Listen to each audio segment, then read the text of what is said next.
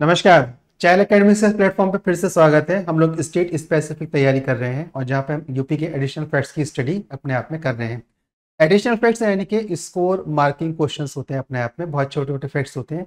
अगर इनकी study proper तरीके से हो जाए तो हमारा स्कोर बहुत तेजी के साथ यहाँ पे बढ़ जाता है। अच्छा, बहुत तेजी के साथ बढ़ना तो बढ़ना एक अलग विषय है, लेकिन ये पास और फेल के अंतर को क्रिएट कर देता है।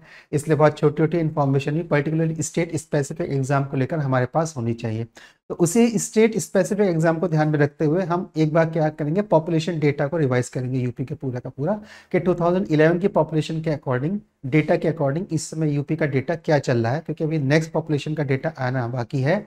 अब संभावना करिए है कि 2025 में नई पॉपुलेशन सेंसस का डेटा काउंट करा जाएगा और फिर बहुत बहुत जल्दी वो हम लोग के सामने आ जाएगा। तब तक हमको अभी 2011 की सेंसस से ही काम चलाना पड़ेगा।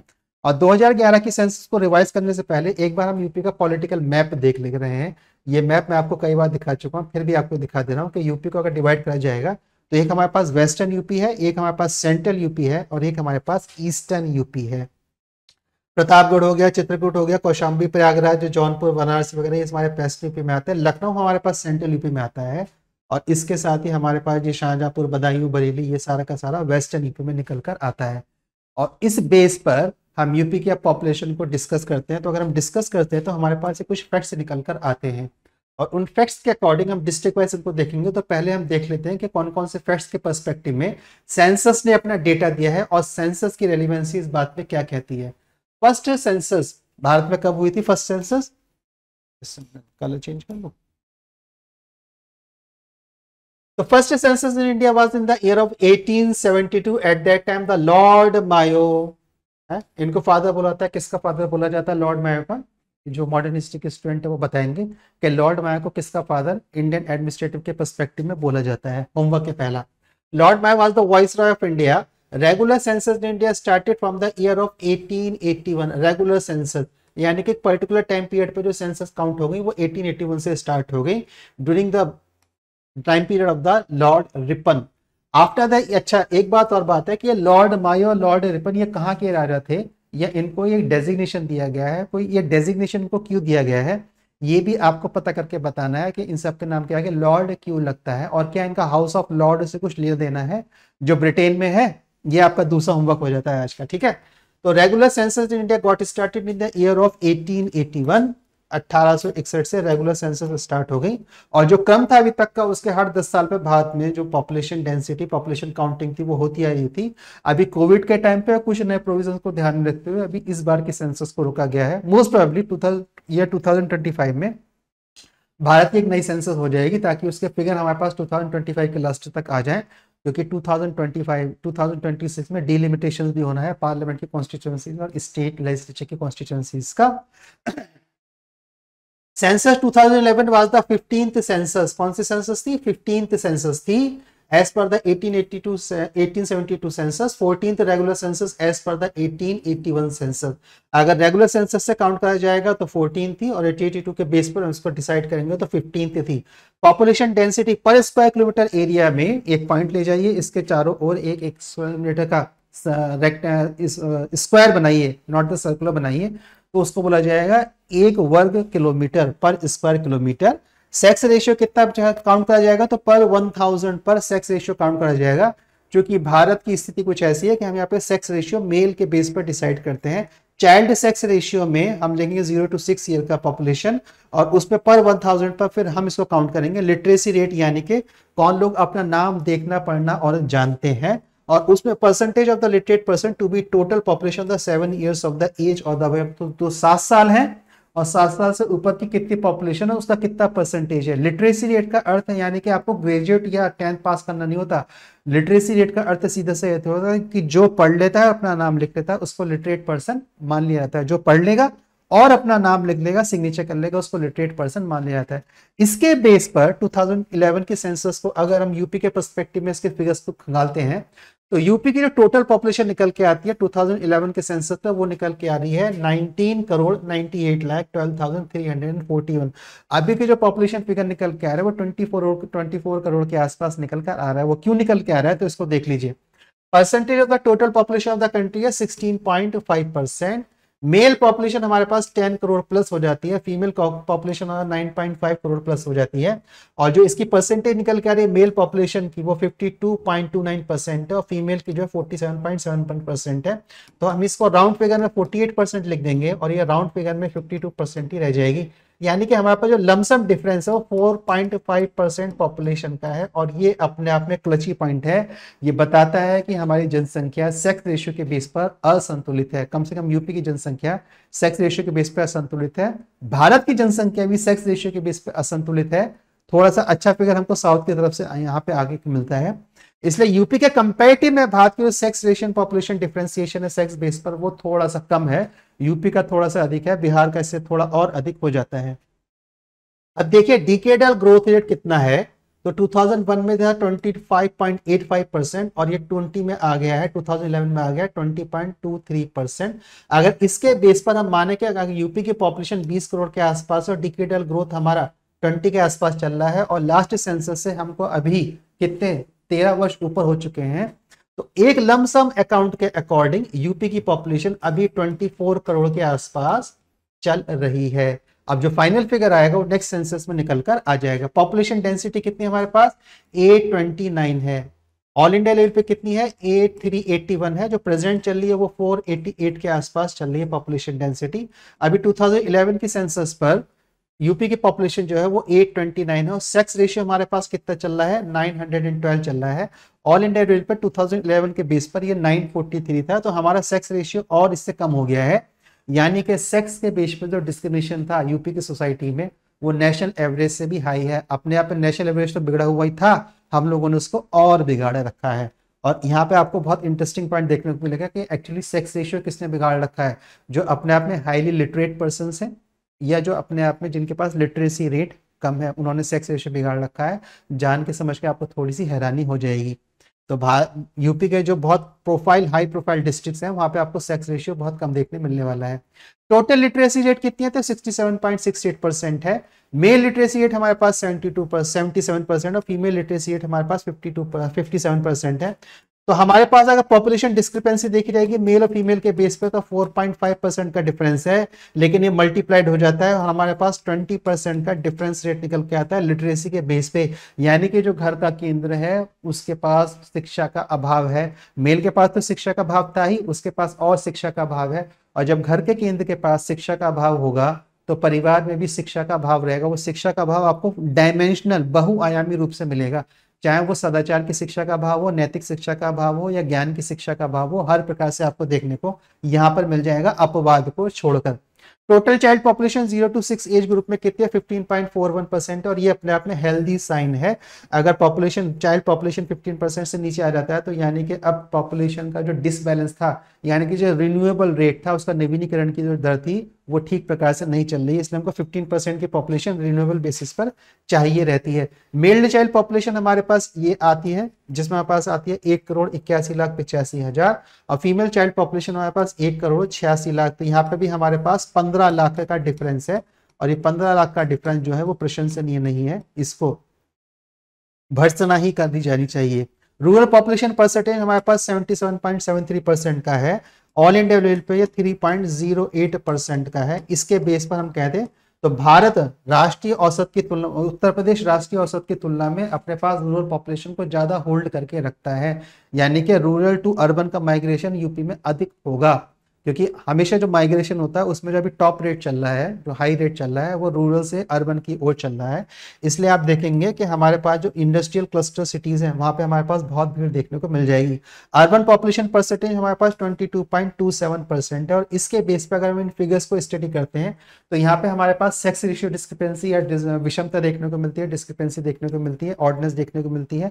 हमारे पास लिटरेसी के रेट पर ऑर्डनेस देखने को मिलती है। हमारे पास डिकेडल ग्रोथ रेट अभी थोड़ा सा हाई चल रहा है, लेकिन अगर हम 0 to 6 ईयर की पॉपुलेशन की बात करेंगे तो रिन्यूएबल पॉपुलेशन रेट हमारे पास ठीक ठाक चल रहा है। और बढ़िया चल रहा है। तो रिन्यूएबल पॉपुलेशन रेट हमारे पास कम नहीं होना चाहिए, लेकिन हमारे पास डिकेडल ग्रोथ रेट इसके आसपास ही आके रुक जाए तो वो बेटर रहेगा, दैट विल बी बेटर। और इसके बेस पर अगर रेगुलर सेंसस से बात करेंगे तो रेगुलर इस सेंसस का नंबर 14 था, और स्टार्टिंग सेंसस से बात करेंगे तो इसका सेंसस निकल के आ जाता है 15th। इसके बेस पर अगर हम कुछ और स्टडी कर लेते हैं आगे की ओर, तो अब देखते हैं और कौन कौन से फिगर है। तो ये हमारे पास पॉलिटिकल मैप था। इस पॉलिटिकल मैप के बाद अगर हम फिर से अगली स्लाइड पे चलते हैं, तो district with the highest and the lowest literacy rate. अब यहाँ पे आपके पास कुछ क्लचिंग पॉइंट और मिलेंगे। तो हाईएस्ट लिटरेसी रेट में हमारे पास गौतम बुद्ध नगर या नोएडा, ग्रेटर नोएडा वाला क्षेत्र है, और लोएस्ट लिटरेसी रेट में हमारे पास श्रावस्ती मिलता है। अब ये श्रावस्ती हमको कहाँ मिल रहा है भाई? तो हमारे पास श्रावस्ती जो मिल रहा है वो हमको ये मिल रहा है, श्रावस्ती ये रहा।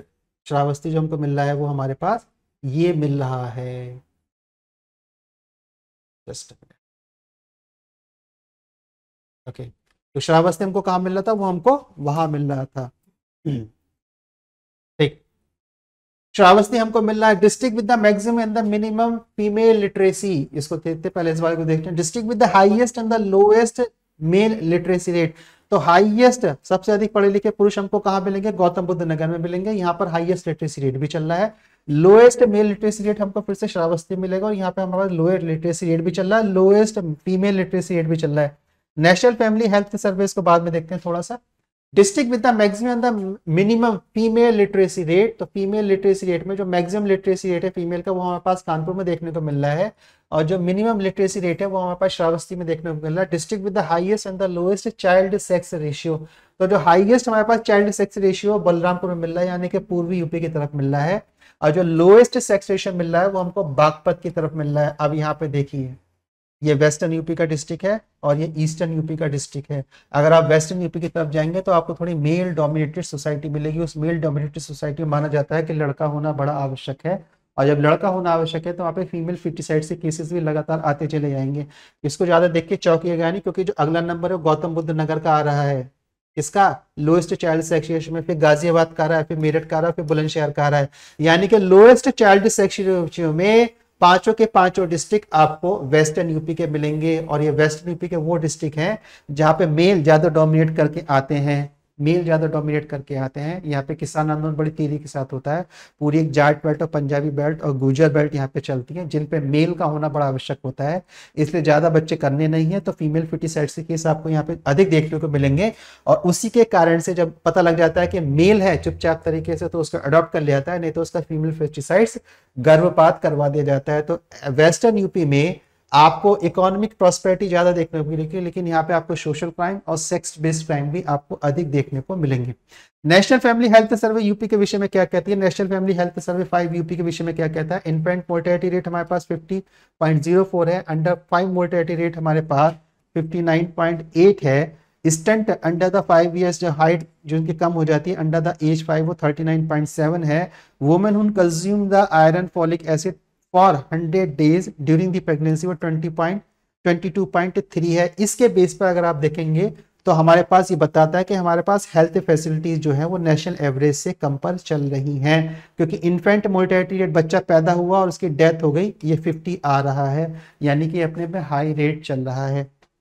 स्टंट मोर्टेलिटी रेट, वो सॉरी स्टंट रेट, यानी कि जो गट्टापन रहता है, इसका सीधा असर होता है कि न्यूट्रिशन वैल्यू अपने आप को ठीक प्रकार से नहीं मिल रही है, नहीं मिल पा रही है। इसलिए कल शाम गवर्नमेंट ने क्या अनाउंस करा है कि जो अभी तक निःशुल्क राशन मिल रहा था वो आपको अब मई 2028 तक गवर्नमेंट ने उसको एक्सटेंड कर दिया, ताकि न्यूट्रिशन वैल्यू ठीक प्रकार से बढ़ती रहे। मिड डे मील स्कीम जो चली थी उसने शिक्षा को भी बढ़ाया है और न्यूट्रिशन वैल्यूज को भी बढ़ाया है।